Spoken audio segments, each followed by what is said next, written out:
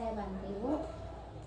Ini bidan saya kan ini hamil pertama, jadi belum ada pengalaman cara merawat bayi. Makanya saya datang kemari untuk tanya ke bidan.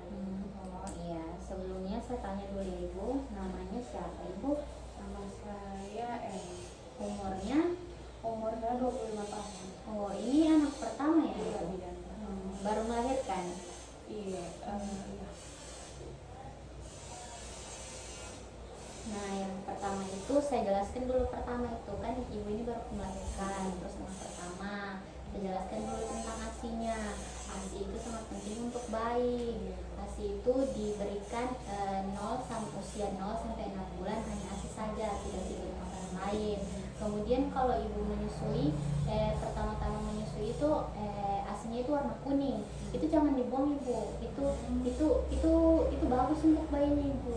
Itu yang paling bagus untuk bayinya, namanya itu kolostrum. Kalau untuk ASINya itu sehari itu paling sedikit 8 kali diberikan dalam sehari ASINya. Kemudian ibu bisa menyusuinya sesuai mungkin, biar meskipun ASINya cuma sedikit keluar, tidak apa-apa, tetap menyusui saja, jangan dihentikan. Kalau sering menyusui itu memperlancar ASINya supaya keluar juga. Kemudian untuk menjaga kebersihan dan kehangatan bayinya itu, yang pertama kontak antara kulit ibu dan bayi. Kalau menyusui itu bayinya ditaruh di dada supaya ada kontak antara ibu dan bayi. Kemudian pastikan bayinya ibu ditempatkan di tempat yang hangat dan kering, jangan ditaruh di bawah jendela. Nah, kemudian pakai pakaiannya itu yang lembut, cari kain yang lembut, jangan yang kasar gitu, yang khusus bayi. Terus ganti popok dan selimutnya itu sesuai keperluan, tidak mesti itu 2 jam diganti. Kalau popoknya basah langsung ganti, begitu juga selimutnya, tidak perlu tunggu waktu berapa jam baru diganti. Kemudian kalau telapak kakinya dingin atau telapak tangannya dingin, lakukan kontak kulit supaya itu dapat membantu menghangatkan. Kemudian dibantu dengan diselimuti bayinya. Kemudian jaga ruangan tetap hangat. Jangan jadi taruh di dekat kipas angin.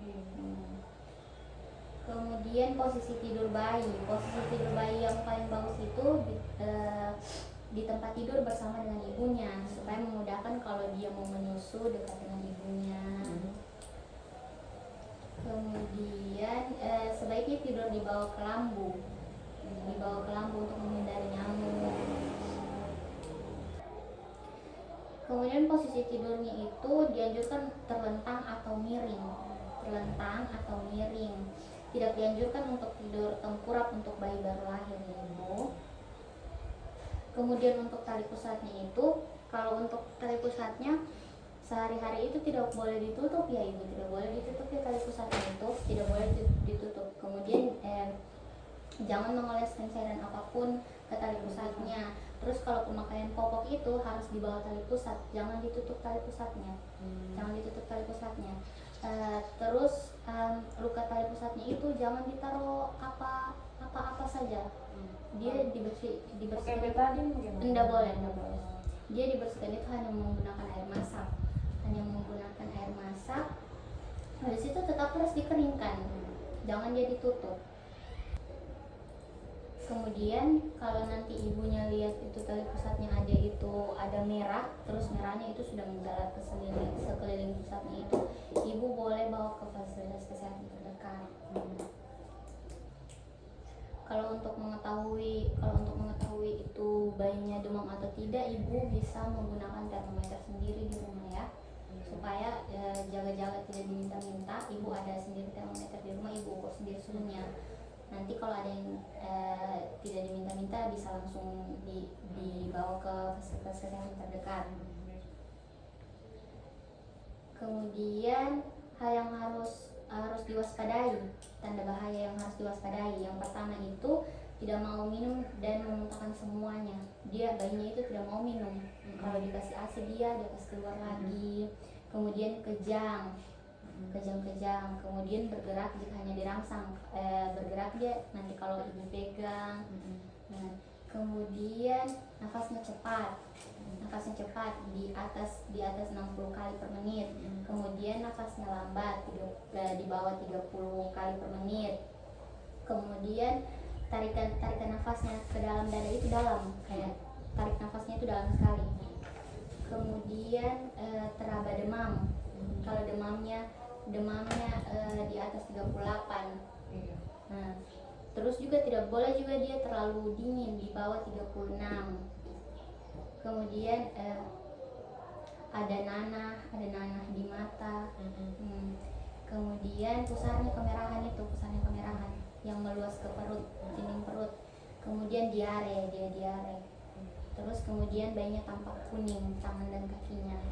Nah, itu kalau ibu dapat gejala-gejala yang saya sampaikan tadi, ibu harus segera membawa ke fasilitas kesehatan terdekat untuk menanggulangi hal tersebut supaya tidak terjadi hal yang tidak diinginkan.